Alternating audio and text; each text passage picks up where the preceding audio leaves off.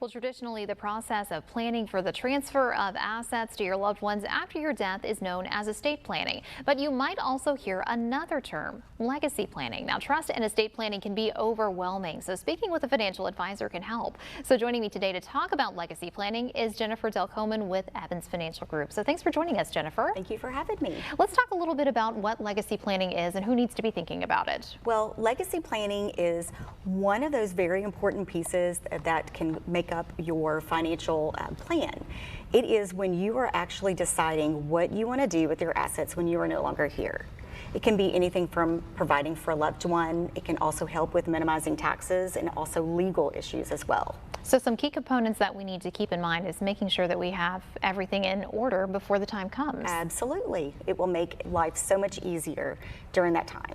All right, so some documents that we should be thinking about. So it is so important to make sure that you have a will or even power of attorneys, and there are two different types of power of attorneys, and then even a trust if that's needed in your case. Okay, so we go ahead and think about sitting down with our family. It's an uncomfortable conversation, but it's something that needs to be done ahead of time. Yes, absolutely. You know, to keep everybody in the loop, let everyone know like what your wishes are, what you want, especially when it comes to like your wills. Do you have a living will? What are your wishes while you're still alive? When it comes to whenever you have passed, you know, what assets do you have? This is taking a look at everything that you have from your, your savings, investments, maybe your life insurance policies or any other retirement accounts that you have along with personal belongings. Taking a look at all of that and getting an idea of what your estate truly is worth. And then kind of going from there and saying, okay, what do I want to leave? Do I have children or grandchildren I want to leave something to?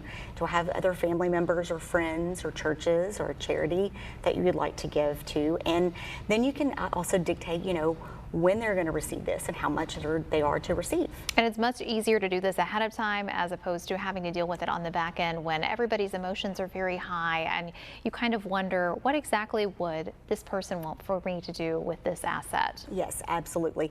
Having those plans in place ahead of time makes the transition so much easier. As you mentioned, it's not an easy situation that you're dealing with at that time. So to have something already in place, have that plan in place, have the discussion with your family members so that there's no surprises, and if they know that that is your wish, they're going to be happier to go along with the plan that you wanted for them. Great information. Well, Jennifer, thanks for being here with us today. Thank you for having me.